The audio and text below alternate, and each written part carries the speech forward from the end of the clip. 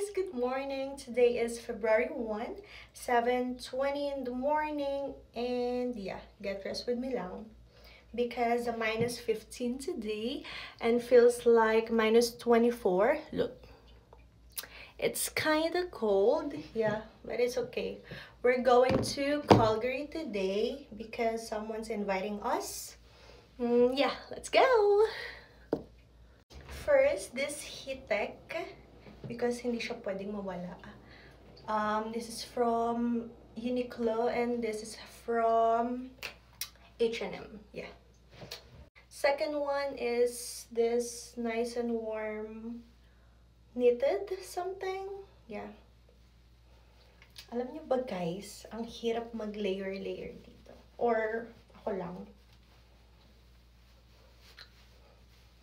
Guys, this is from, I think, yeah, this is from thrift store last week. Kasi may bagong thrift store here, so yeah. Nag-check ako, and yeah. May na-purchase na naman si Gaga. And for my bottom is this one. Charan, I think nakita nyo na to sa mga pictures ko. Ganyan. This is from Gap. And yeah. Kasi hindi naman masyadong malamig yata sa Calgary today. Dito lang naman sa amin. Let me check. Yeah. So Calgary is minus 11. Alam nyo ba, dito lang ako tumingin ng weather. Kasi accurate yung weather dito sis. Sa atin sa Philippines, no. So my socks is this one. This is nice, right? It's so cute. Dear ba to? I don't know. So yeah. And the last one is this cute jacket. Look. Di ko alam kung anong tawag dito sa jacket na to. But yeah. This is super warm. And I need this.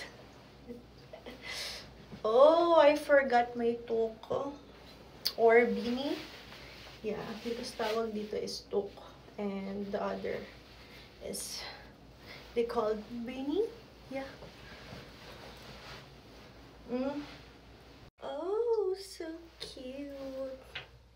Oh, I forgot my shoes pa pala.